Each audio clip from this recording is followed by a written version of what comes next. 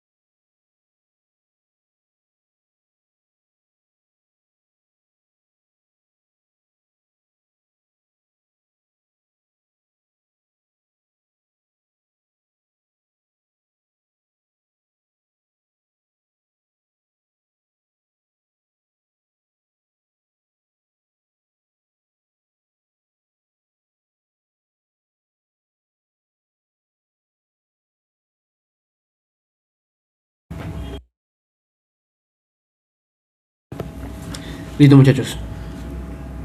Iniciamos la clase de hoy día. Vamos a analizar hoy día todo lo que son instrumentos de prueba, equipos, todo lo relacionado con esta clase de instrumentos y equipos asociados a la normativa NFPA 70. Muy bien, continuamos. ¿A qué nos referimos con instrumentos de prueba o equipos de prueba, no? Bueno, según el estándar o la normativa NFPA, en su artículo 110.8, sección A, se habla sobre todo lo referente a pruebas.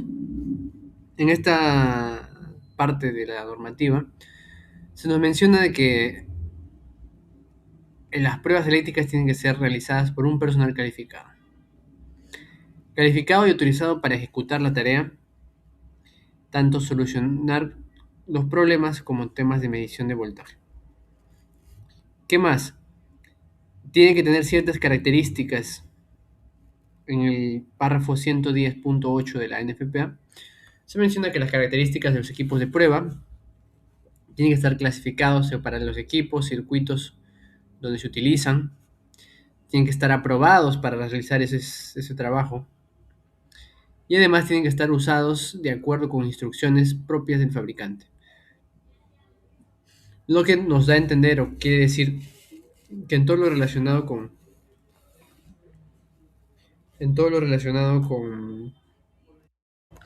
este tema de los equipos de prueba siempre tienen que ser de acuerdo a lo que norma el fabricante, ¿no? El fabricante siempre tiene la última palabra en cuanto a cómo utilizar su equipo. Y eso mismo respeta la norma NFPA. Nos indica que tiene que ser siempre utilizado para el propósito en el cual ha sido diseñado y según las instrucciones del fabricante. Por ejemplo, una maleta de pruebas de resistencia, de aislamiento, un megómetro, está utilizado o está diseñado para cierto trabajo, ciertos propósitos. Tú no vas a utilizar un megómetro para medir el aislamiento del agua o para el aislamiento no sé, de un papel, ¿no? Como jugando, ya que no es parte de lo que se ha normado, ¿no? A través de lo que dicta el fabricante. ¿Y por qué es importante utilizar solamente como manda el fabricante? Porque hacerlo así nos garantiza de que está siendo utilizado de la manera correcta, no va a presentar fallas y no va a haber riesgo de accidentes. Así que esto es súper importante. ¿Ya, muchachos? Utilizar los equipos de prueba para lo que han sido diseñados. Por ejemplo, algunos dicen, no, hay pruebas que pueden parecerse, ¿no? Por ejemplo, quieres hacer el megado de un tablero, de un cable, ¿no? Una celda. Y lo que la norma te dicta es que utilices un megómetro de 15 kV, ¿no? Por el nivel de tensión al que vas a intervenir. Pero tú dices, no, tengo acá uno de 1000 ohmios, de 1000 hasta 1000 kV, ¿no? De inyección. Tengo un megómetro de esa capacidad. ¿Servirá? Bueno, lo más probable es que no, pues, ¿no? Incluso muchos megómetros, cuando superan el valor de medición, muchos botan señales de error, ¿no? Te sale un mensaje de error, lo que te termina alertando de que hay una falla en el equipo, ¿no? O en el equipo o en la medición. Por eso es importante utilizar tal cual como dicta el fabricante. Porque como dijimos, el fabricante es la autoridad más alta o la autoridad más importante en la materia. No hay nadie que conozca más el equipo que el fabricante. Listo, muchachos, ¿se entiende? Genial. Luego vamos a ver temas de PPs. Por ejemplo, PPs contra choque eléctrico. ¿Qué PPs se utilizan para este tipo de trabajos, ¿no? Donde hay riesgo de choque eléctrico? Bueno, es necesario utilizar botas de caucho. Tanto botas como guantes y mangas. Dependiendo del trabajo que vamos a realizar y de lo cerca que vamos a estar, ¿no?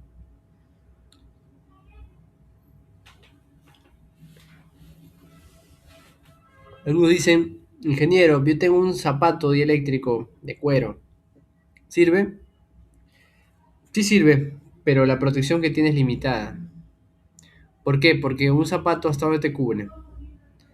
Te cubre más o menos hasta la espinilla, ¿no? Hasta la zona del... Solo la zona del pie. Entonces, si es que, por ejemplo, estás caminando por una zona donde hay cables energizados y un cable te da por la altura del tobillo,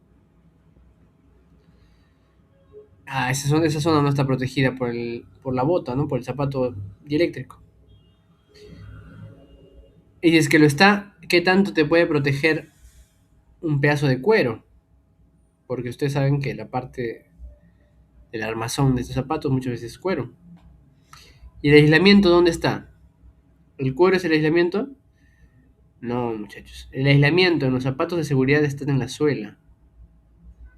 Está en la suela. Entonces, si tú con la suela pisas un equipo energizado, un cable energizado, alguna situación donde haya descarga eléctrica, vas a estar protegido porque obviamente la suela, al ser aislante, no permite que pase la energía. Pero ahora imagínate que el cable o el equipo energizado te topa por encima de la suela, en el cuero, ¿no? O en los pasadores. ¿Serán dieléctricos? Bueno, tienen cierto grado de protección, sí, pero también es muy limitado. O sea, si vas a enfrentarte a 20.000 voltios, no vas a esperar que un pedazo de cuero te vaya a salvar, ¿no? Entonces, en esos casos, cuando el choque eléctrico es real y el riesgo es grande por el nivel de tensión al que se maneja, lo que se hace es se utiliza equipos completos, ¿no? Los equipos completos incluyen botas, incluyen guantes e incluyen mangas. ¿Por qué mangas? Porque muchas veces, porque muchas veces, eh, a ver, un ratito, listo. ¿Por qué mangas? Dijimos que porque muchas veces, a veces, uno tiene que hacer trabajos donde tiene que meter obligatoriamente la mano para hacer ciertos ajustes, ciertas conexiones. Entonces a veces no introduce solamente la mano, sino parte del brazo. Entonces si ahí accidentalmente topas tu brazo que no está protegido por el guante con un metal energizado, equipo, una pieza energizada, ¿qué va a pasar? Bueno, vas a sufrir una descarga. Entonces, ¿qué se hace en estos casos? Se utilizan no solo los guantes, sino también mangas. Mangas de una especie de silicona heavy, ¿no? El mismo material de caucho, que es el que permite el aislamiento en los guantes, ¿no? Estos equipos tienen que ser probados y certificados para los voltajes en los que va a trabajar.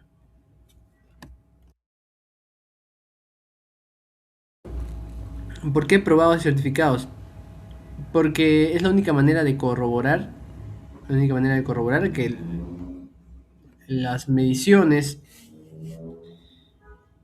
o los niveles a los que ha sido diseñado el equipo, el EPP, en este caso el guante o la bota, realmente cumplen con lo que se va a trabajar, ¿no? Entonces, ¿qué se hace normalmente? Se hace una inspección al año, una especie de inspección mucho más profunda, ¿no? En la que hacen pruebas de resistencia del aislamiento. En el Perú no se acostumbra a hacer tantas estas pruebas, porque se supone que en teoría estos equipos no deberían degradarse, perder propiedades. Pero por lo general en otros países o en industrias bien complejas como la minera u otros, les dan dos opciones. O les ponen un tiempo de vida, un guante puede durar 3, 5 años, 4, a veces un año, y los renuevan, o se les hace inspecciones anuales similares a las inspecciones que les hacen a los equipos, ¿no? Por ejemplo, entonces calibración de equipos una vez al año. Entonces igual una vez al año se le hace pruebas de aislamiento para ver su resistencia a estos EPPs. Luego se intenta que no les dé el sol directamente, que no tengan mucho contacto con humedad. ¿Por qué? Porque obviamente al estar en contacto con el calor, con otras circunstancias, cambian las propiedades. Y cuando decimos cambian las propiedades nos referimos a que ya no va a soportar lo mismo. ya no va a soportar lo mismo.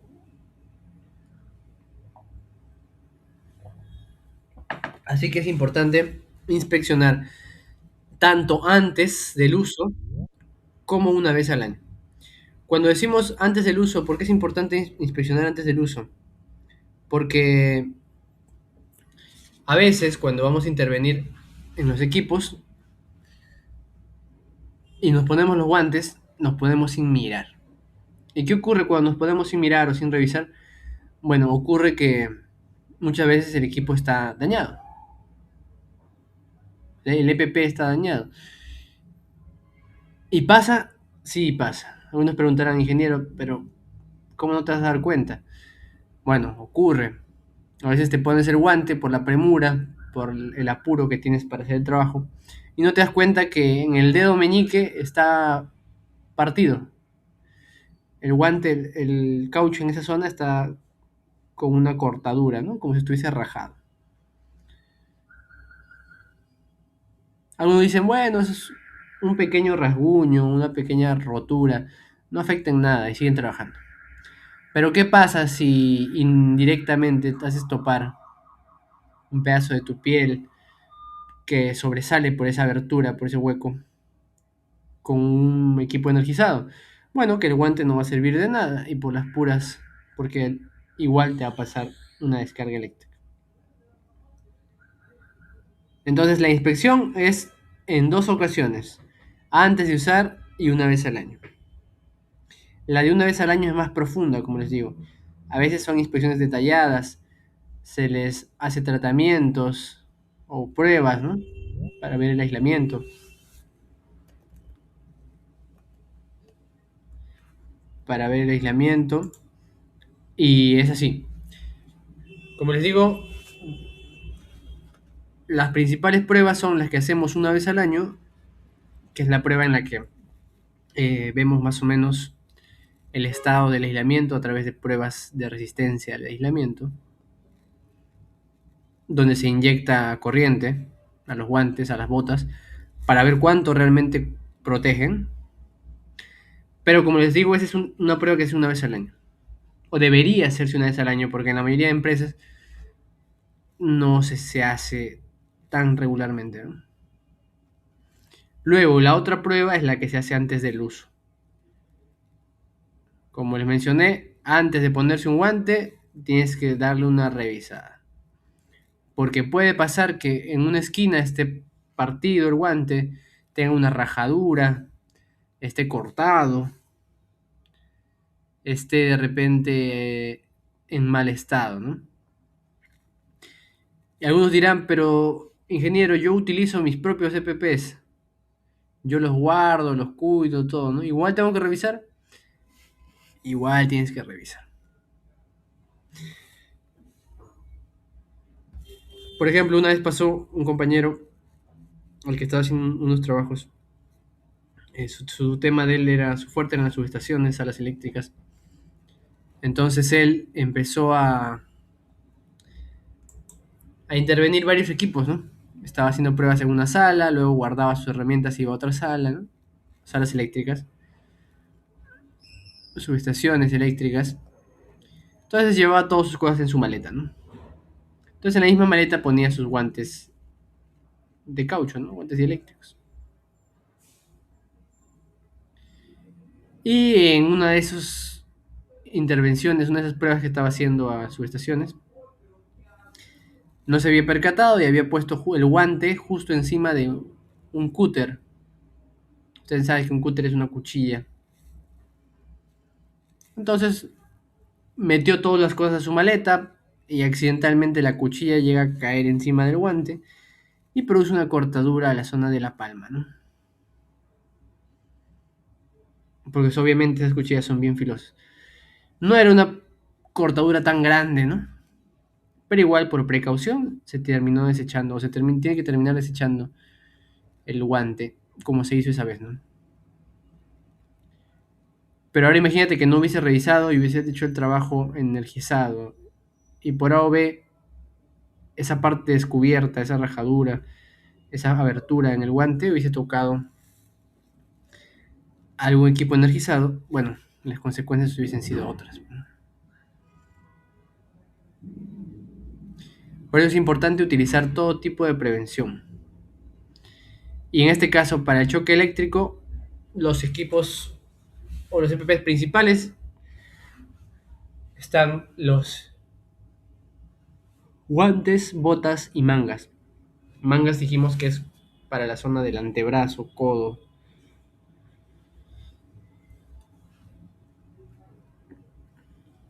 Y todas son un material de caucho. Existen otras aleaciones de plásticos especiales, geles especiales, sí, pero por lo general los que son para este tipo de trabajos son hechos con caucho.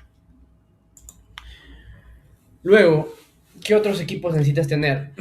Necesitas tener tanto las botas como los cascos.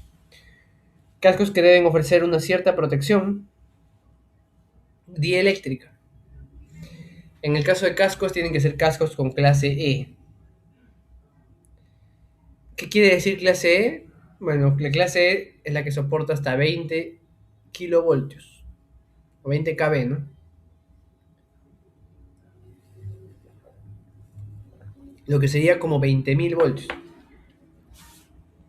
Estos cascos se basan o se norman bajo la ley o normativa ANSI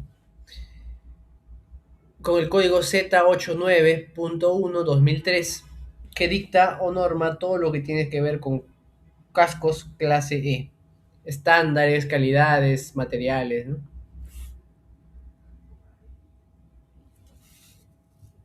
Luego en el caso de botas, las botas se rigen en la norma ASTM F2413-11PT, lo que dicta normas estándares, por ejemplo, del material que vas a usar en la suela, material que vas a usar en la capellada. También dicta lo que tiene que ver con el aislamiento, costuras, vulcanizado, todo, ¿no? Todo se rige bajo esta normativa. Como les dije, ¿cuál es el elemento aislante aquí? Aquí el elemento aislante es la suela.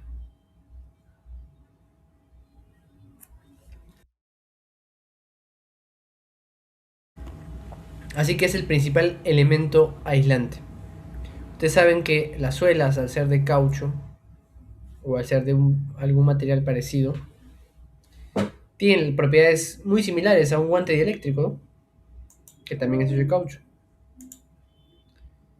Entonces, ¿qué hace? Aísla al cuerpo humano de contacto con la tierra, ¿no?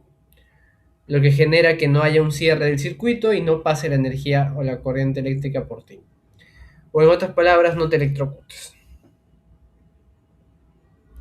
Sin embargo, ese aislamiento tiene un límite. Tiene un límite. Y como les digo, principalmente se ejerce o se desarrolla en la zona de la plantilla, ¿no? En la zona de la suela.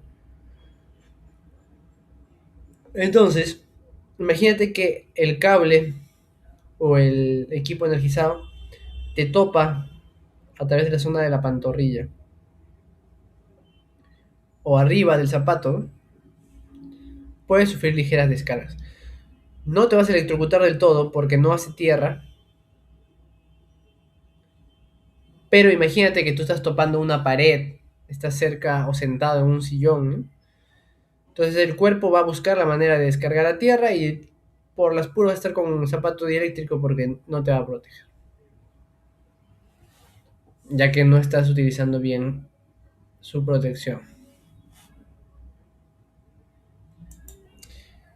Listo, muchachos. Ahora, en lo relacionado con cascos, volviendo al tema de cascos, la ANSI en el 2009 publicó una norma, que es la Z89. Y en los cascos ahora aparece, bueno, desde el 2009 aparecen este símbolo, dos flechas en forma circular señaladas entre sí, que se utiliza o se utiliza normalmente haciendo referencia hacia adelante o hacia atrás. lo que menciona que el casco puede ser utilizado en ambas posiciones, hacia adelante o hacia atrás, y que en ambas cumple con las mismas propiedades. Luego existen cascos de alta visibilidad. Son cascos conocidos con las siglas HV, High Visibility, que cumplen con ciertos requisitos para alta visibilidad. ¿Por qué es importante esto? Por ejemplo, los policías, ¿no? Ustedes saben que los policías tienen que estar en su trabajo parados todo el día ahí, por ejemplo, los policías de tránsito, ¿no? Entonces, el casco que usen tiene que ser visible para que los carros no los atropellen. Por eso es que los cascos que tienen ellos tienen una ala mucho más ancha, son mucho más prominentes, están pintados de colores vívidos, porque de esa manera un casco se vuelve altamente visible, altamente visible. Y lo de los policías es un buen ejemplo, ¿no? En el caso de los cascos dieléctricos hay de diferentes colores, ¿no? Verde, azul, naranja. Y muchos de ellos tienen este simbología, ¿no? HV, que significa High Visibility. Y algunos dirán, ¿por qué es importante que el casco sea visible? Porque si el casco es visible, ¿quién más es visible? El trabajador. El trabajador que está utilizando el casco también va a ser visible. Y de esa manera se pueden salvar muchas vidas y también se pueden prevenir accidentes, ¿no? ¿Qué más? Tenemos EPPs especiales contra el choque eléctrico para la cabeza. Aparte de los cascos que dijimos que tienen que ser de cierta categoría, existen protecciones para ojos y cara. Y son protecciones no tan simples como unas gafas o una careta de corte. Son protecciones más complejas. Son protecciones para arco eléctrico, protecciones para cortocircuito, ¿no? Explosión eléctrica. La protección en la zona visual, en la zona de los ojos, es tratada con protección UV. O por decirlo de alguna manera, es fotocromático hasta cierto punto. Lo que hace que cuando hay un destello muy fuerte producto de un arco eléctrico, se oscurezca el lente o la luna de la careta, lo que permite proteger el ojo, ¿no? De esas quemaduras producto de la radiación de la luz. ¿Qué más? Se debe tener estaciones de lavado de ojos cuando se trabaja con materiales corrosivos. Y es un requisito dictado por otra normativa muy conocida, la OSHA 29 CFR. Ahora en la imagen, en la parte derecha podemos ver un conjunto de protecciones de 10 calorías, con un protector de barbilla, y en el segundo caso sin protector de barbilla. Estos equipos permiten salvar millones de vidas al año, protegiendo contra descargas eléctricas, protegiendo contra esas quemaduras en la vista, producto de un arco eléctrico, y distintos fenómenos que ocurren con la electricidad. En el caso de los guantes tenemos estas categorías, ¿no? Tenemos según los colores: naranja, rojo, blanco, amarillo, verde y naranja. En la es como un crema, ¿no? Un beige. En la casi naranja. Cada uno tiene sus valores y se utiliza para ciertos tipos de equipos. Por ejemplo, nosotros cuando tenemos categoría 4, categoría 3, 2, 1, doble 0, son categorías que se utilizan en los temas de guantes.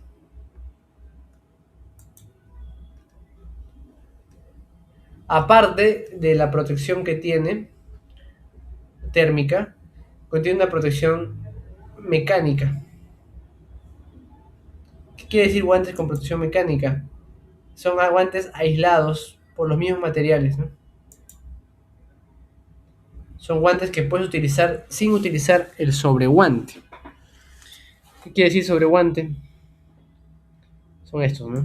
Tienes el guantes y el sobreguante. Entonces hay equipos que están diseñados para simplemente trabajar un solo EPP que cumple las dos funciones, ¿no? De guantes y sobreguante. Y se llaman guantes con protección mecánica, antiarco. ¿Listo, muchachos? Vamos a tomar un par de minutos para aprovechar en ir a los servicios. Volvemos 8:20, ¿ya, muchachos? A ver, vamos a dejar de compartir y vamos a aprovechar un ratito. Pueden tomar agua también. Nos vemos en unos minutos.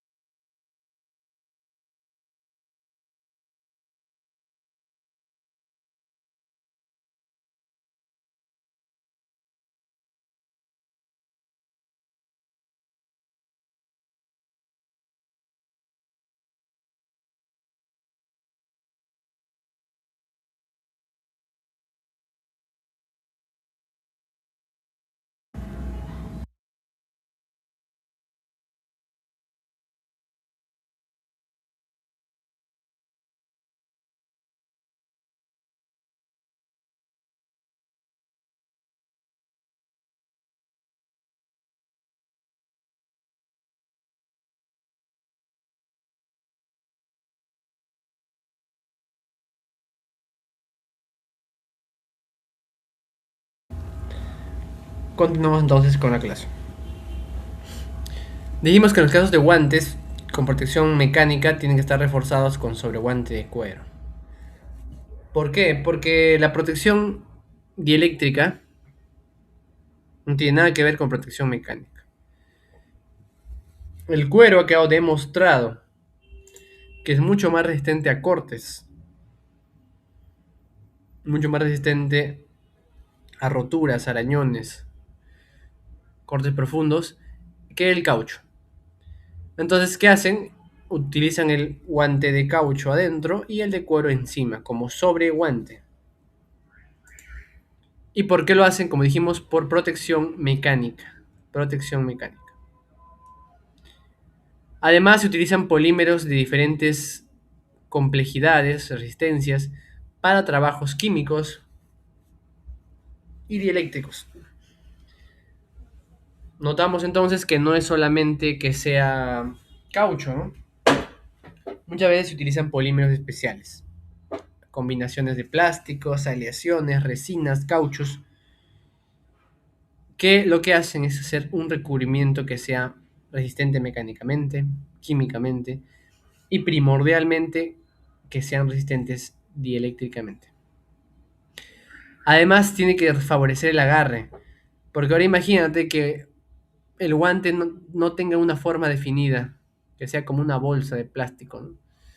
¿Podrías agarrar con facilidad las cosas metiendo tu mano dentro de ese guante? No, la verdad es que no. Por eso es que se utilizan guantes con una formulación ergonómica que facilita el agarre. Existen guantes hasta las clases 4, que son las clases más altas, y incluso existen guantes que utilizan manoplas o guantes de algodón internamente, ¿no? De esa manera permiten absorber el sudor. Porque ¿qué pasa? Muchas veces nos ponemos el guante con las manos limpias, pero ¿qué pasa después de media hora, una hora, después de toda una jornada de trabajo? Las manos sudan. Sudan también por el hecho de que el material es un caucho que propicia el calor internamente, entonces tus brazos y tus manos sudan. Y ustedes saben que, como vimos en clases pasadas, la humedad que hace con el cuerpo humano hace que sea, hace que sea ¿qué? Hace que sea más conductivo, lo que hace que sea mucho más fácil que uno sufra una descarga. Entonces, si el guante por fuera está seco protegiéndote, pero por dentro está húmedo, podría perder propiedades, y obviamente que sí, por distintas situaciones. Puede perder propiedades por el aislamiento, puede perder propiedades porque ya no es eficiente, porque estando mojado se te va a resbalar, ¿sí o no? Tú quieres agarrar un perno con el guante húmedo por dentro, ¿vas a tener el mismo agarre? Ya no. No vas a tener el mismo agarre, la misma destreza. Por eso es que cuando son guantes de este tipo, de caucho, se sugiere o se recomienda que, según la norma, ¿no? La norma NEM, NFPA, se recomienda que utilicen guantes de algodón adentro. Tipo los guantes que utilizan los brigadieres en juramentaciones, que utilizan los policías cuando se gradúan, ¿no? Los guantes blancos. Ya, se recomienda ese tipo de guantes dentro de los guantes de caucho, para corregir ese tema de la sudoración y el agarre. Ya, muchachos. Luego tenemos los guantes de agarre tipo Strata. Estos guantes, bueno, muchos de estos guantes tienen una cierta protección dieléctrica, al menos en la zona de la palma. Tienen un recubrimiento de un polímero especial, similar al caucho, que tiene propiedades para proteger contra 100 voltios, 220 voltios, ¿no? Niveles bajos de tensión. Algunos te preguntarán, ingeniero, ¿todos los guantes de este tipo tienen protección? La verdad es que no. La mayoría no tienen. ¿Por qué? Porque los que tú vas a encontrar en el mercado son imitaciones. Tú vas a las Malvinas y encuentras millones de guantes de estos, con un recubrimiento parecido y todo, ¿no? Pero Tú agarras algún cable con energía, algún equipo energizado, te va a pasar corriente, te va a pasar energía, te vas a electrocutar. Porque no todos, o por decirlo de una manera, casi ninguno son originales. Pero los originales existen algunos que tienen esa protección que les digo hasta ciertos niveles de tensión muy bajos, pero que permiten manipular la energía en baja tensión. En baja tensión. Pero por lo general estos guantes, su función es ser guantes de agarre. Guantes de agarre, unos llaman guantes mecánicos, ¿no? O anticorte. La función principal, como les dije, es que uno pueda agarrar de manera fácil, eficiente, diversos objetos. Puedes trabajar con elementos cortantes y tu mano queda protegida de los elementos cortantes a diversos niveles, ¿no? Son resistentes a las llamas y, como les dije, algunos existen que son resistentes a la electricidad a niveles de baja tensión. Pero algunos dirán, ingeniero, en el trabajo me han dado 20 pares de guantes de esos, igualito al de la foto, ingeniero. ¿Puedo agarrar con eso un cable energizado? La verdad es que no, porque lo más probable es que sean bambas o que sean económicos, que no tengan esa protección que les digo. Para lo que sí te van a servir es para protegerte de cortes. Para eso sí, porque tienen un revestimiento que cumple la función de evitar o retrasar el corte y las quemaduras. Pero tampoco uno puede abusar. O sea, si tu guante ya tiene un mes, 2 meses, ya está sucio, ya está con agrietado, ¿no? Lo ideal es solicitar otro. Porque cuando llegue el momento de necesitar que te proteja de un corte, muchas veces ya lo tienen roto ya. Y he visto, por ejemplo, casos de técnicos que tienen el guante puesto, guante viejo, y se le ven los dedos. Por ejemplo, en el dedo pulgar o en el dedo meñique ya está roto la tela, ¿no? La protección del guante y el dedo meñique se ve, o el dedo pulgar se ve. Y siguen trabajando así. Dicen, no, el Soma no me quiere dar. Sin embargo, ¿estarán protegidos? La verdad es que no. Imagínate ahora que tienen que pelar un cable grueso, un cable de, no sé, 500 o 350 kc1000, que es un cable grueso. Están pelando con una cuchilla, el de electricista, y la cuchilla se va de las manos y justo agarra ese dedo que no está protegido por el guante. ¿Qué va a pasar? Va a sufrir una cortadura profunda, profunda. ¿Por qué? Porque los equipos que utilizamos para cortar, las cuchillas de electricista, incluso los cúter, esos que venden a un sol, cúter de plástico con una cuchilla, todos esos equipos son altamente filosos, altamente filosos. Si tú lo pasas con cierta fuerza sobre tu piel, la cortadura que te hace es una cortadura profunda. Entonces ahora imagínate que estás haciendo la fuerza como para cortar una chaqueta de un cable 350 kc1000. Se te va de la mano la fuerza y terminas cortándote una parte del dedo, entonces la cortadura que te originaría sería muy profunda. Por eso es importante también siempre revisar tus guantes. Si es que ya tienen desgaste, ya tienen rotura, ya se ve el dedo, pidan otro. Luego, los que trabajan en la parte de cableado, los que son tableristas, los que cablean tableros eléctricos, celdas eléctricas, saben que estos guantes, cuando pasa mucho tiempo, ¿qué pasa? Se ensucian. Y si tú vas a cablear, vas a estar poniendo etiquetas, tags, vas a estar termocontrayendo códigos, vas a estar colocando terminales, ajustando, desajustando.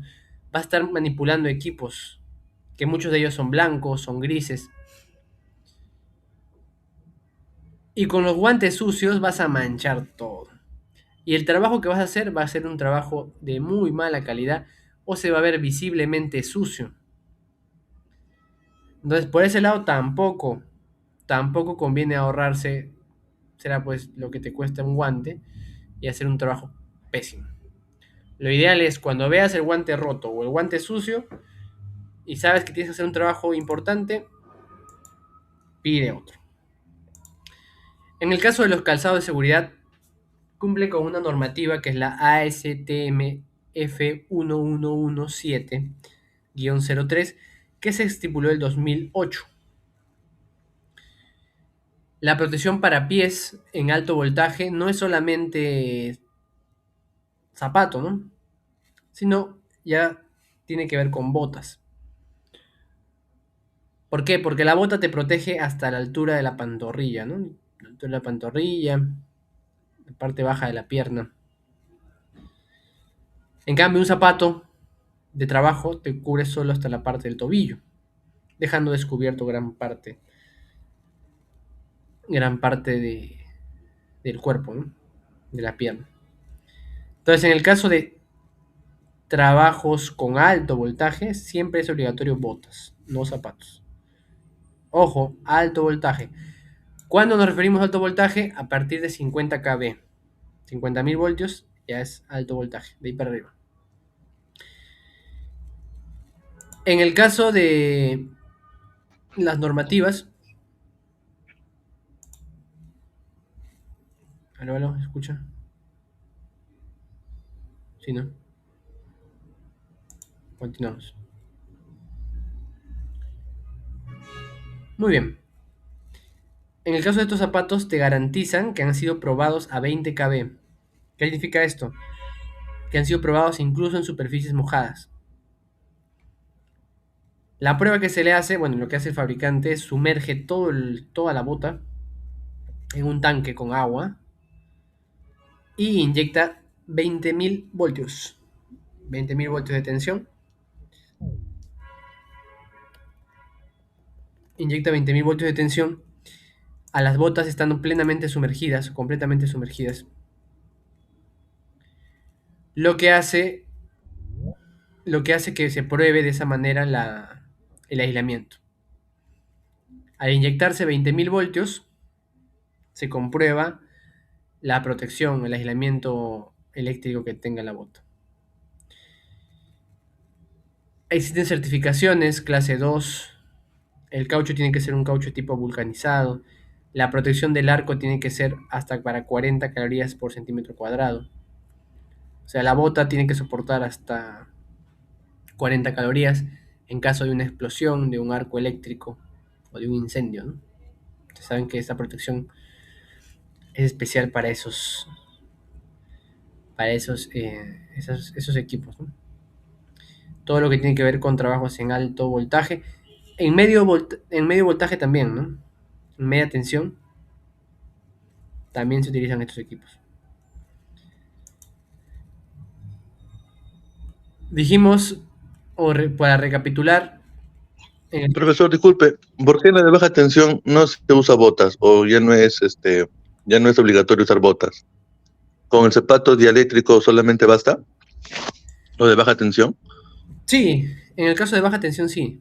¿Por qué? Porque el elemento aislante, o sea, lo que te protege, en el caso de los zapatos, es la suela. Y el cuero tiene cierta protección que es suficiente para baja tensión. Cuando hablamos de baja tensión estamos hablando 120 voltios, 220 voltios, 480 voltios. Estamos hablando de voltajes en esos rangos, ¿no? Entonces, en esos rangos, el caucho y el cuero te protegen. Hasta esos rangos. Pero cuando hablamos de media tensión, cuando hablamos de miles de voltios, 1000 voltios, 2000, 5000, 10.000, 22.000, y ya peor cuando hablamos de alta tensión, que es de 50.000 voltios para arriba,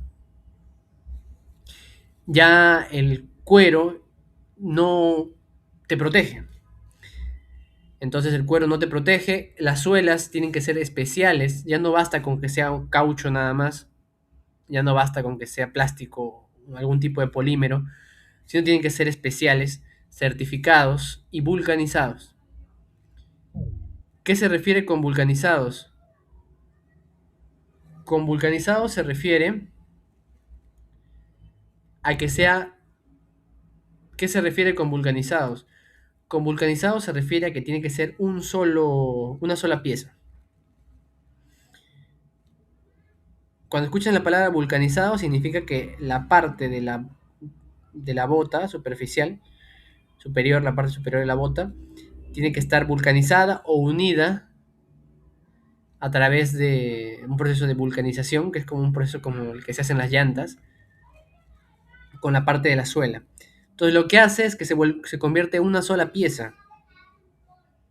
No vas a encontrar costuras, no vas a encontrar pegamento, sino que es una sola pieza desde la plantilla, desde la suela, hasta la parte superior de la bota. Entonces, al no haber varias piezas, la protección es completa. Desde abajo hasta arriba está 100% protegido. Lo que no pasa, lo que no pasa con los equipos, con los zapatos de baja tensión. En los de baja tensión, muchas veces la protección está en la suela, pero tienen pedazos de cuero, pedazos de plástico. He visto zapatos disque dieléctricos que se han hecho con cuerina, son los más baratos. Y hay muchos empresarios que a sus técnicos los mandan así, pues, ¿no? Dicen, ya, toma tu zapato punta de acero. Les dan un zapato punta de acero, pero que el material es cuerina. ¿Tú crees que ese zapato va a protegerles ante una descarga? Bueno, al final no. Al final no. Por eso es que en baja tensión a veces ocurren muchos accidentes, ¿no? Y algunos se preguntarán, ¿no? ¿Por qué no ocurren accidentes en media o en alta tensión? ¿O por qué no es tan frecuente escuchar accidentes en media o alta tensión? Porque las precauciones son mucho más estrictas. Mucho más estrictas. Y como vemos, Profesor, disculpe, dime. ¿y las botas se clasifican igual que los guantes o no tienen clasificación las botas? Sí tienen clasificación. En el caso de botas, existe clase 2, clase 3, clase 4. Más que clasificación de la bota, es clasificación del material con el que está hecho. Por ejemplo, la bota que se ve en pantalla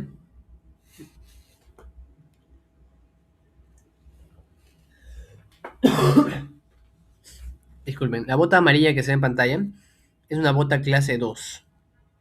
Y no sé si se puede ver, me voy a intentar agrandarlo, pero dice que la protección es hasta 20 kb. 20 kb, ¿no? Entonces esta bota, Profesor, dime. ¿y qué norma en particular es la que indica esa clasificación? Porque yo estaba buscando y con respecto a la bota sí creo que no encontré. El guante sí, y la manta también, y el traje también que usted explicó, pero el tema de la bota sí no encontré la norma que te indica esas clases, ¿no? Como usted dice, clase 1, clase 2, clase 3.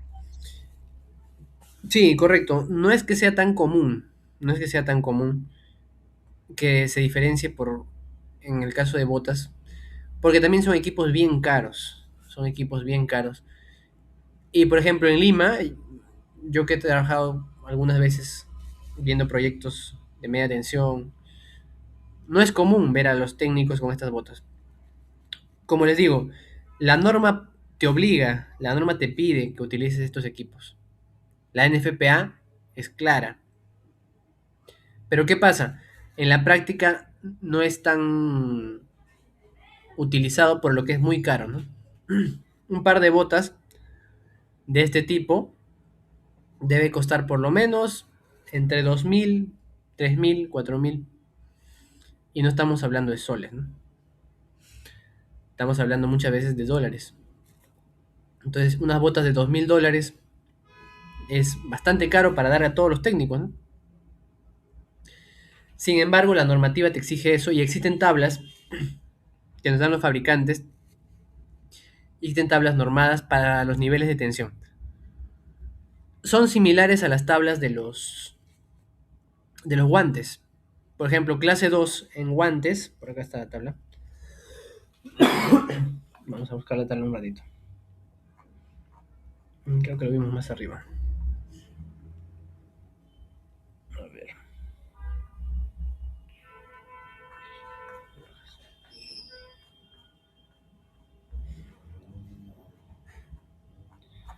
A ver, vamos a ver.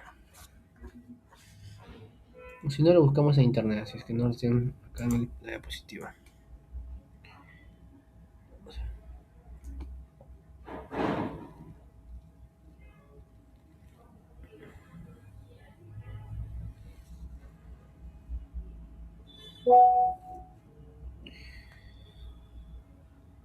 A ver, vamos a ver la tabla. Listo, que ya la encontré. A ver. Bueno, acá en las diapositivas no sale, pero ahorita acabo de encontrarlo en el manual. Voy a ver si les puedo compartir la pantalla. Mira, acá en el manual sale las diferentes categorías. Mira, en el caso de botas, dice clase 2, fabricadas en caucho vulcanizado de alta calidad. A ver, por acá está. Clase 2, fabricadas en caucho de alta calidad, material 100% no conductor, aísla de 17.000 a 20.000 voltios, en el caso de botas. Luego, en el caso de botas, tenemos categoría 3, luego categoría 4 con protección contra arco eléctrico. Dice diseñados para media y alta tensión. Y en el caso de las son superiores a las botas tipo EH. A ver, dice las botas son de caucho vulcanizado, resistencia química, mecánica y eléctrica. Símbolo de aislamiento, clase, voltaje y nivel de protección térmica. Y en este caso en particular, profesor, esa categorización que usted menciona, ¿qué norma lo indica para poder buscar? Porque lo de los guantes es la ASTM D120, si no me equivoco, pero con las botas, la norma que indica lo que usted menciona. Sí, correcto, mira, ahí te paso, acá lo tengo. En el grupo de WhatsApp lo voy a pasar, ¿ya? Las Sí, normativas, por favor. las normativas que dictan lo de botas, acá está, mira, lo estoy pasando justo ahorita al grupo de WhatsApp.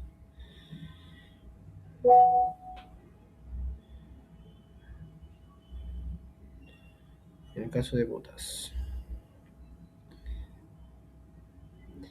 Listo, en el caso de botas.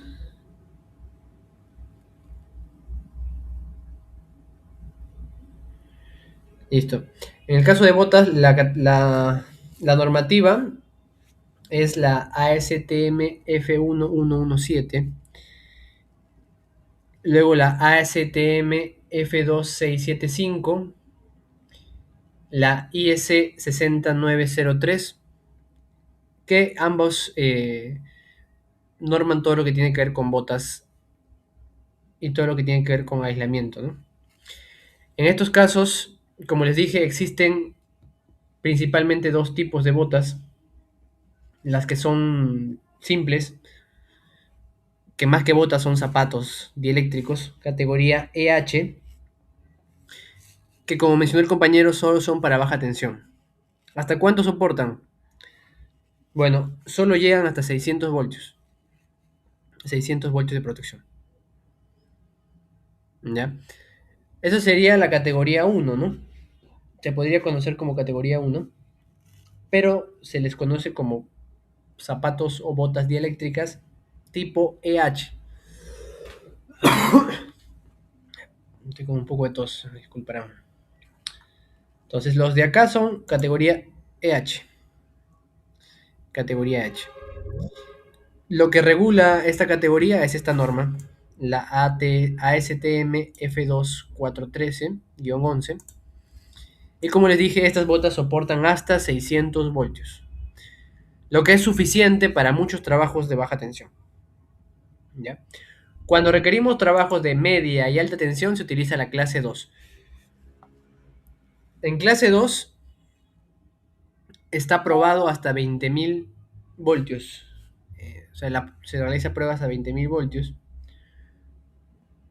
Y la clase se considera como protección dieléctrica de clase 2, caucho vulcanizado, una sola pieza. Protección contra arco eléctrico hasta 40 calorías por centímetro cuadrado. O sea, te puede soportar un arco eléctrico, una explosión eléctrica hasta cierto grado. Y te puede proteger también contra descargas, ¿no? Hasta ese nivel de tensión. Sin embargo, existen botas que soporten 100.000 kb, 200.000 kb, 500.000 kb. No, no existen. ¿Por qué no existen tantas categorías? Porque no es práctico, pues muchachos. Imagínate una bota que sea para 500 kb. ¿Qué tamaño de bota sería, no? ¿Qué grosor sería?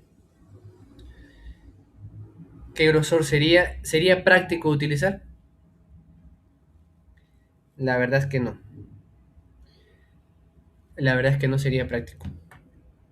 Por eso es que muchos fabricantes simplemente crean esos dos estándares, ¿no? Los clase EH y los clase 2. Los clase 2. En el caso de otras categorías, existe sí, pero no vas a encontrar. O sea, por ejemplo, imagínate que tú quieres una bota para 60 kb, 80 kb. Puedes mandar a fabricar, puedes mandar a comprar en Europa, en otros países. Tal vez encuentres, tal vez. Pero no es que sea un estándar o no es que sea tan comercial, ¿no? Es como guantes. O sea, en guantes hay sus categorías y superior a eso ya no hay. Por ejemplo, un guante que soporte 50.000 voltios, 100.000 voltios, ¿existe? No existe. Porque no es práctico. No es práctico también porque a esos niveles de tensión, ¿cómo tendría que ser el guante, el aislamiento del guante, ¿no? ¿Cuánto tendría que costar? Y muchos factores más que imposibilitan que existan tantas categorías, ¿no? Y tal como ocurre con los guantes, ocurre con las botas, ¿no? En guantes, por ejemplo, tenemos clase 2, 20.000, clase 3, 30.000, clase 4, ¿no? Diferentes clases, categorías. Y ocurre similar con las botas. Ya, muchachos. Ahora, en el caso de cascos, hay cascos especiales con careta integrada resistente al arco. Este sería con una careta para soportar hasta 24 calorías por centímetro cuadrado. 24 calorías por centímetro cuadrado es, podríamos decir, un arco eléctrico pequeño a cierta distancia, ¿no? Pero un fogonazo de media tensión, un arco eléctrico grande, no te va a soportar una careta de estas simples, ¿no? Vas a terminar igual quemado. Entonces, existen estos cascos, sí, pero solo son hasta ciertos niveles, ¿no? Ciertas categorías. En este caso sería un casco con careta clase 0 hasta 1000 o 1500 voltios, ¿no? Hasta 1500 voltios puedes utilizar este tipo de cascos. Luego, bueno, acá estamos viendo un cambio que hubo en la OSHA versus la ANSI, ¿no? Con referente a este tema de etiquetado. Tema de etiquetado, ¿no? Tema de etiquetado de botas. Luego, otros elementos de protección. Tenemos las caretas que tienen unas especies de micas especiales cuya función es aumentar la claridad visual, ¿no? Existen estas caretas que tienen protección fotocromática, lo que hace que ante una descarga ante un arco eléctrico se oscurezcan automáticamente Y cuando se disipa el arco, otra vez se aclaran, lo que permite trabajar con normalidad, ¿no? Luego, prácticas de trabajo seguro. Cada mantenimiento o reparación tiene que ser planificado y desarrollado con un procedimiento escrito. Los procedimientos tienen que tener ciertas etapas como etiquetado, trancado, y también considerar peligros como trabajos en altura y espacios confinados. Eso es lo que tenemos en prácticas de trabajo seguro. ¿Cómo puedes verificar que los circuitos están desenergizados sin tocarlo? Puedes utilizar lámparas de neón, que son unos tipos de probadores, o estos probadores que todos son los que todos conocemos, tipo lapicero. Son probadores capacitivos con solenoides, ¿no? Luego, en caso de alto voltaje, son detectores capacitivos también, pero mucho más grandes, similares a este, similares en funcionamiento al lapicero, a este tipo de probador tipo lapicero, pero más grandes, que emiten una luz y un pitido. Y luego también pues tienes que utilizar un fasímetro, ¿no? Para verificar la secuencia de las fases. Todo eso se hace cuando vas a verificar un equipo que has desenergizado. En el caso de protección contra arcos, qué son cosas importantes para estar seguros según la NFPA? Bueno, temas de distancia, temas de barreras físicas que te protejan contra el arco. Pueden ser mantas, pueden ser micas especiales, ¿no? La distancia y los EPPs. Como dijimos, el EPP siempre va a ser el último recurso. No es que sea lo primero que vas a sacar para enfrentarte a un riesgo. Es el último recurso y la función no es salvarte o no es hacer milagros, ¿no? Su función es limitar las lesiones que puedan ocurrir. Así que ten por seguro que si ocurre un arco eléctrico vas a salir lesionado. Vas a sufrir lesiones. Sin embargo, lo que hace el equipo de protección personal, el EPP, es limitar esas lesiones. Lesiones producidas por la energía producida por el arco eléctrico, energía radiante, energía incidente, como se conoce, o el destello, ¿no? Puedes sufrir perturbaciones en el oído, en la vista. Aún con el traje antiarco puedes sufrir quemaduras o enrojecimiento de la piel, porque aunque el traje aísla la mayor parte del calor, si estás muy cerca, mucho del calor termina pasando, ¿no? Y aunque no te quema directamente, sí te puede sacar ronchas, pelar un poco la piel, descamar un poco la piel, ¿no? Esa es una de las consecuencias. Y para eso tienes que utilizar el nivel de protección que sea requerido. Que sea requerido. ¿Quiénes pueden trabajar de manera energizada? Lo vimos en las clases pasadas. Estamos haciendo un resumen ahorita. Solo personal calificado. Capaces de trabajar de forma segura. Especialistas en los equipos que van a intervenir. Familiarizados con técnicas de precaución, con los equipos, con los materiales de aislación, las barreras, y utilizando herramientas aisladas. Luego, seguimos haciendo un resumen de lo que hemos visto en las demás sesiones. En caso de personas no calificadas, cualquier persona que no esté calificada no debe estar más cerca de 3 metros. No puede estar más cerca de 3 metros en el caso de que sea 50 kb o menos. Estamos hablando de media tensión. No puede estar a esa distancia, ¿no? Entonces, ¿qué se hace? Se ponen barreras físicas, como son conos, barras, ¿no? Para que nadie se acerque hasta esa distancia. Luego, en el caso de objetos, un objeto, una varilla de metal, una bolsa, una madera, cualquier objeto, en el caso de media tensión, tiene un límite de distancia de 1 centímetro por cada 1000 voltios. ¿Por qué decimos 1 centímetro por cada 1000 voltios? Porque ese es el aislamiento que tiene el aire. El aislamiento del aire. Entonces, vamos a ver si podemos escribir. Entonces, por ejemplo, imagínate que estas son las 3 barras de cobre, ¿no?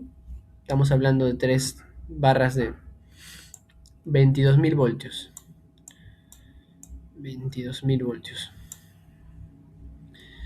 Entonces, dijimos que la distancia mínima entre equipos, entre barras, es 1 centímetro por cada 1000 voltios. Entonces acá debería haber ¿cuánto? Debería haber 22 centímetros, ¿no? 22 centímetros. 22 centímetros, que es la distancia mínima. Si tú llegas con tu destornillador y te pones acá en medio de estos dos, con tu destornillador, o por ejemplo está volando una bolsa y se mete una bolsa o entra un roedor o algún animal o algo, ¿qué va a pasar? Pasa que se rompe el aislamiento del aire y ocurre un cortocircuito, ¿no? Imagínate que este es tu destornillador que se ha caído por ahí. Entonces se produce un arco eléctrico que termina juntando ambas líneas y produce un cortocircuito. Sin tocar físicamente las dos líneas o las dos barras, las dos fases, ya hubo un cortocircuito por este límite que nos dicta la norma, ¿no? En el cual los objetos, como dice, ¿no? Como dice la nota, obviamente se refiere a objetos que no tienen el aislamiento necesario para considerarse conductivos. Para el voltaje en uso y son considerados conductivos, ¿no? Por eso es que cuando son equipos de esos niveles de voltaje, la gente es mucho más detallosa, mucho más cuidadosa con no dejar caer nada, ni siquiera un perno se puede caer dentro de una celda, ni siquiera una arandela, ¿no? Porque saben que cualquier objeto que sobrepase esos límites puede producir un cortocircuito, una descarga que puede terminar en un incendio, una explosión. Entonces ya saben, ¿no? En el caso de objetos, 1 centímetro es el máximo. En el caso de personas no calificadas, 3 metros. Es lo que dicta la NFPA. Pero muchas empresas, muchas industrias son mucho más estrictos, ¿no? Dicen personas que no son calificadas, 10 metros a la redonda no pueden acercarse, ¿no? Y ya es completamente válido, pero la norma dicta que al menos sea esta distancia, ¿no? En el caso de vehículos y equipos, vehículos que tienen, por ejemplo, escaleras telescópicas que pueden alcanzar líneas aéreas, tienen que estar 3 metros de distancia. Bueno, igual, se aplica lo mismo, ¿no? Se aplica lo mismo en el caso de objetos. Lo que sí es diferente es que en el caso de vehículos se tiene que reducir la distancia por cada 1000 voltios también, ¿no? Y luego también disminuir si se han colocado barreras aisladoras o elementos aislantes. En este caso la normativa especifica eso, pues, ¿no? Para evitar descargas, cortocircuitos por aproximación. ¿Por qué es importante? Porque en las líneas aéreas, ustedes saben, ¿no?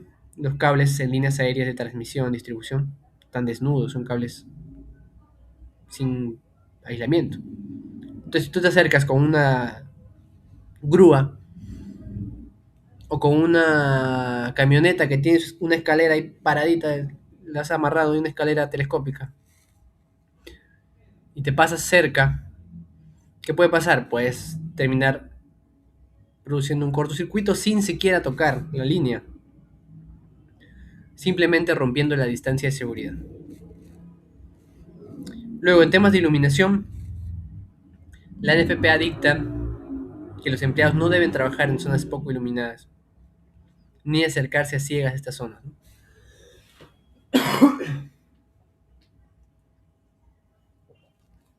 ¿Dónde se aplica principalmente esto? Cuando ocurren cortes de energía, cuando ocurren trabajos que se realizan donde tienen que estar sin electricidad, sin energía eléctrica, el riesgo es mucho mayor, ¿no? Por ejemplo,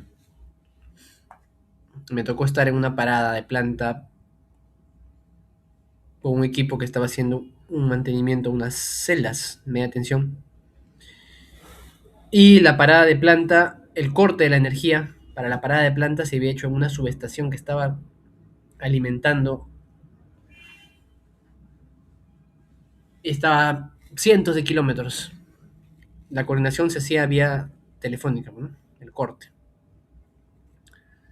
Entonces llegó la noche y no se había repuesto la energía, porque todavía se estaban haciendo trabajos. Entonces había gente que estaba trabajando sin buena iluminación, haciendo trabajos en celdas, trabajos en interruptores. Entonces, en esas circunstancias hubo un operador que manipuló mal un interruptor que estaba cargado. Ustedes saben que tiene una carga por resortes mecánicos. Y el resorte terminó, no sé si golpeándole la mano, fracturándole un dedo, porque el resorte que estaba cargado salió disparado y el mecanismo actuó y su mano estaba por ahí porque estaba haciendo un mantenimiento. Y terminó con fracturas graves, ¿no? ¿Por qué? Porque trabajó con poca iluminación. Ahora, imagínate que trabajes con poca iluminación y con equipos que están energizados. ¿Puede pasar? Sí. Pero ¿qué ocurre? Ocurre que es muy riesgoso, por lo cual la norma NFPA de seguridad eléctrica lo prohíbe. Áreas energizadas sin iluminación, prohibido trabajar. Y está prohibido acercarse a ciegas, ¿no? En caso de que se recupere la iluminación, se coloquen reflectores, se coloquen equipos o torres de iluminación, se podría trabajar en el área. Pero si es que no, la norma es muy clara. Luego, temas de primeros auxilios. La ley obliga al empleador a tener equipos de primeros auxilios. En el caso de líneas energizadas mayores a 50 kV, tienen que tener resucitadores, tipos estos resucitadores eléctricos, no sé cómo se llaman, tienen un nombre exacto. Ahorita no me acuerdo. Que lo que hacen es producen descargas eléctricas, reanimadores, resucitadores se llaman, y pueden levantar a una persona que ha sufrido un paro cardíaco. Le conocen como electroshock, tiene un nombre así. El equipo es obligatorio en caso que te trabaje a mayor de 50, mayor de 50, ¿no?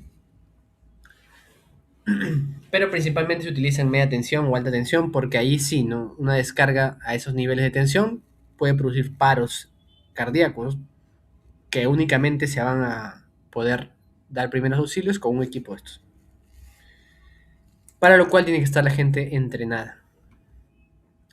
En el caso de un despeje o una desenergización, se tiene que asegurar que el equipo esté completamente desenergizado, que no haya voltaje inducido, retroalimentación y que todo esté bloqueado y a tierra.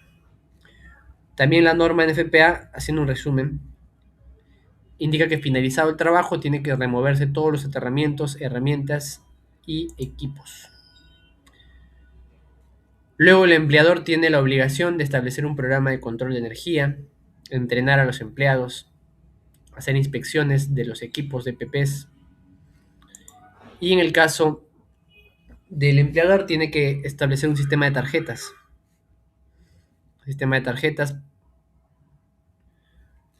que se utilizan para el bloqueo, ¿no? El tarjeteo o bloqueo van de la mano. A veces se opta por uno u otro sistema, pero lo ideal sería tener ambos, ¿no? Ya que la tarjeta permite dar información precisa al trabajador y el bloqueo permite asegurar que la fuente de energía no sea reenergizada, ¿no? Sin el consentimiento del trabajador. ¿Qué más? Disculpe, una consulta. Dígame. El tema de los voltajes tiene que ser en promedio, ¿no? En promedio 50 kV para poder tener un desfibrilador. ¿Así es? Mire, en el caso de la normativa va a depender mucho del área de seguridad. Por ejemplo, yo he visto en el metro, conozco personal que ha trabajado en metro, línea 2, que ellos trabajan en baja tensión, pero el área del metro de seguridad les exige tener un desfibrilador, ¿no? En baja tensión es muy difícil que ocurra un accidente que provoque un paro cardíaco. Muy difícil. Puede ocurrir, sí, a partir de 50 voltios estamos hablando, 50 voltios, ya se tiene que tener distintas medidas de seguridad. Distintas medidas de seguridad. En el caso de los resucitadores o electroshock, como te digo, va a depender de lo que dijimos antes, ¿no? El programa de seguridad va a depender del tipo de trabajo que vas a realizar y va a depender también de los niveles de tensión en el que vas a operar, ¿no? Como te digo, he visto en línea 2, línea uno, que tienen sus desfibriladores, ¿no? Y ellos trabajan en baja tensión, trabajan poniendo iluminación y lo tienen. Y luego también he visto en minería, en subestaciones eléctricas, donde hacen trabajos en media tensión y no cuentan con un desfibrilador. Entonces va a depender mucho de qué tan pegado a la norma sea la empresa o el equipo, ¿no? Pero la normativa sí te obliga o te exige tener un equipo entrenado en primeros auxilios y RCP. Un equipo que cuente con dos o más personales que sean parte del miembro del equipo de trabajo, que estén capacitados para resucitar, ¿no? En muchos casos, el auxilio va a ser un auxilio sencillo, ¿no? Porque no siempre ocurren paros cardíacos. Por lo general ocurren cortes, golpes, ¿no? Pero en caso de que ocurra, se tiene que tener también los conocimientos necesarios. Así que en este caso la norma no es que sea tan exigente, ¿no? O sea, no es que tenga un dato exacto. Va a depender mucho. Ah, ok. Sí. Profesor, una consulta. ¿El desfibrilador es diferente que el electroshock? ¿Son diferentes?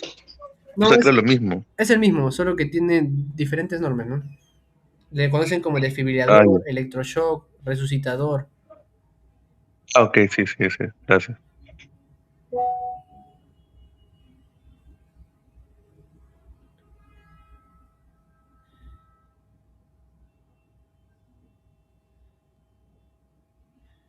Listo, muchachos. Continuamos, continuamos.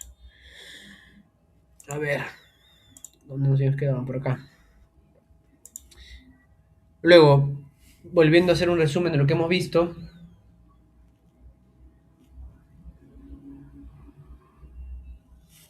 tenemos categoría uno de PPs, en el cual tenemos un traje, un pantalón que sea de un material resistente, puede ser un jean especial, un pantalón o una camisa con ciertas calorías, ¿no? Guantes, una careta simple, unos lentes simples, un overall simple. Eso sería considerado como categoría uno, ¿no? En categoría 2 ya estamos hablando de 26 calorías por centímetro cuadrado. Por acá está la tabla. Creo que ya. Entonces, en categoría 2 estamos hablando de 26 calorías por centímetro cuadrado. Entonces ahí ya estamos hablando de una protección más eficiente, ¿no? Ya tienen que tener balaclava de algodón especial para arco eléctrico. Ya estamos hablando de un casco con una careta con protección de cuello para las 26 calorías.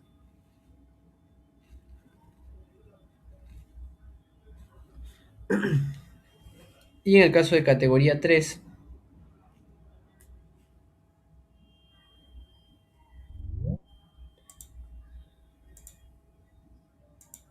Ya estamos hablando de un traje de cuerpo completo. Podemos hablar de un traje con una protección completa. Estamos hablando ya de equipos como guantes con la protección adecuada. Los EPPs ya no son los mismos, ya que están para una categoría superior.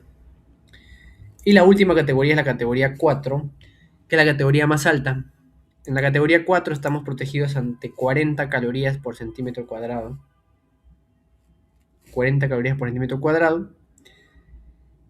El traje ya es un traje, como te digo, de cuerpo completo. El traje tiene la máscara, que es como un tipo de casco con máscara, con protección de cuello, mentón, hombros. Tiene atrás una especie de extractor de aire, que es como un ventilador, que inyecta y extrae aire a través de filtros para prevenir contra gases como monóxido, dióxido de carbono, ¿no? Entonces, ante un arco eléctrico o una explosión eléctrica, estás mucho más protegido. Los guantes ya son categorías superiores, categoría 4 probablemente, y todos los equipos están diseñados para esas categorías. Existen estas 4 categorías, ¿no? ¿Por qué no existen categorías superiores? Porque en la práctica no es eficiente, ¿no? No es eficiente. Las categorías más altas son estas, y aunque es cierto que se trabajan con niveles más altos de tensión, aunque es cierto que se trabaja con niveles mucho más altos, ¿no?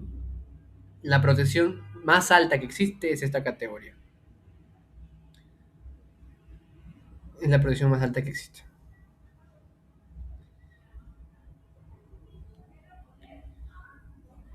Así que si tú vas a operar en, no sé, alta tensión, 200 kV, tú sabes que este guante, el más alto, solo te soporta hasta 36.000 voltios.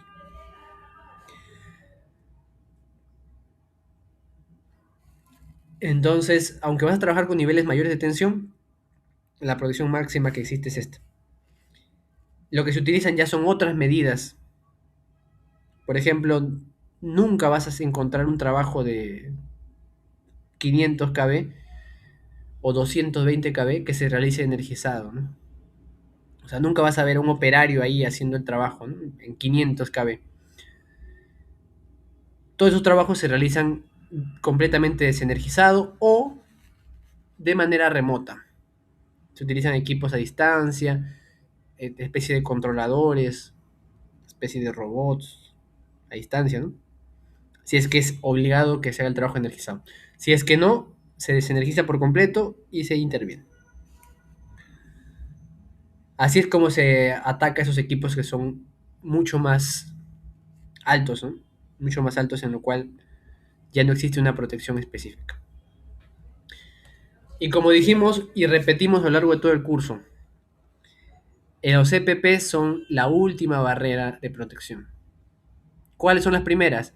Eliminación, sustitución, ustedes conocen.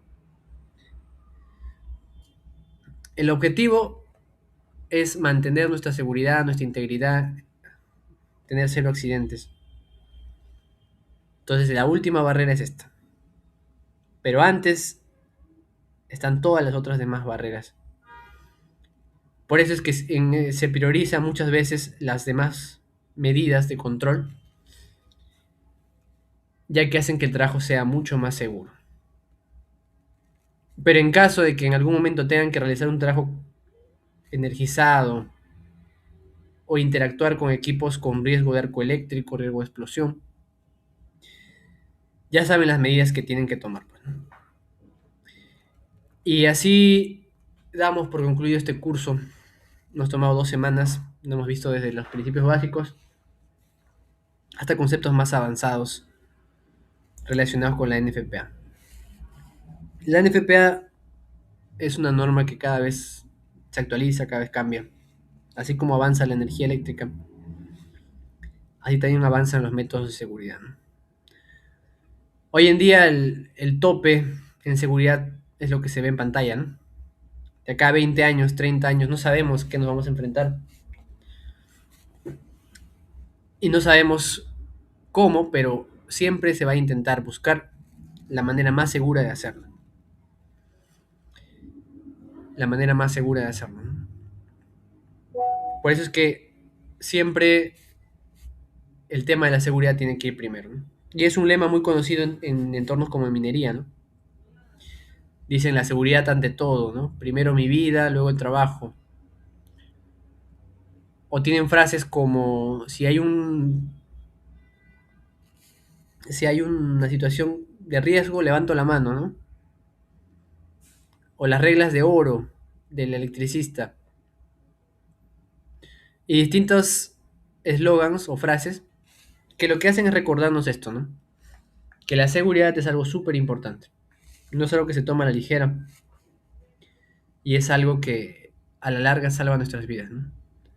No hay ninguna empresa, ninguna industria, fábrica, empleador, jefe, que te va a dar un premio por accidentarte. Ellos te van a intentar apurar, van a intentar hacer que hagas trabajos más rápidos, ¿no? Pero si está a costa de tu seguridad, no lo hagas. En tu casa te esperan familias, en algunos casos esposas, hijos, en otros casos padres, madres, ¿no? Y ellos son los que al final pagan las consecuencias de nuestras decisiones, ¿no? Nos terminamos accidentando, enfermando, quedando inválidos.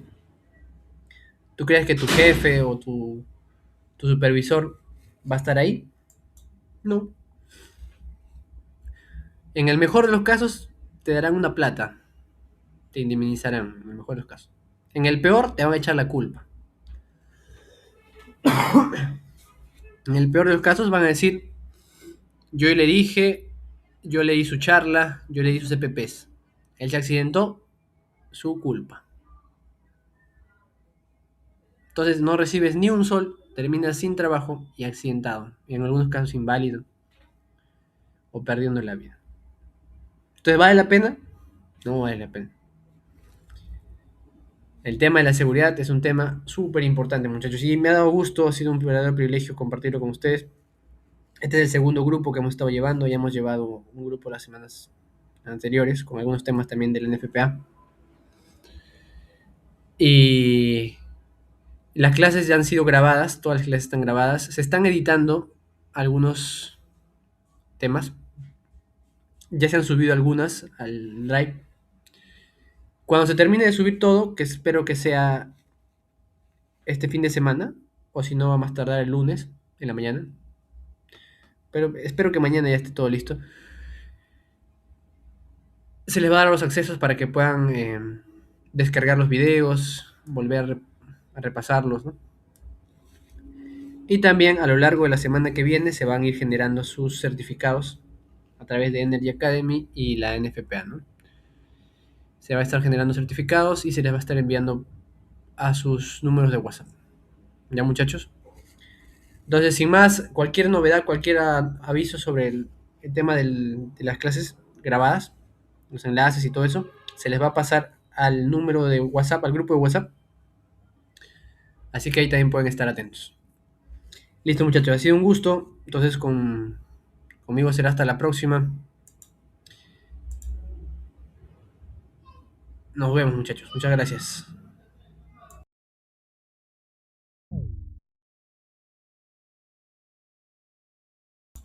Yo sí,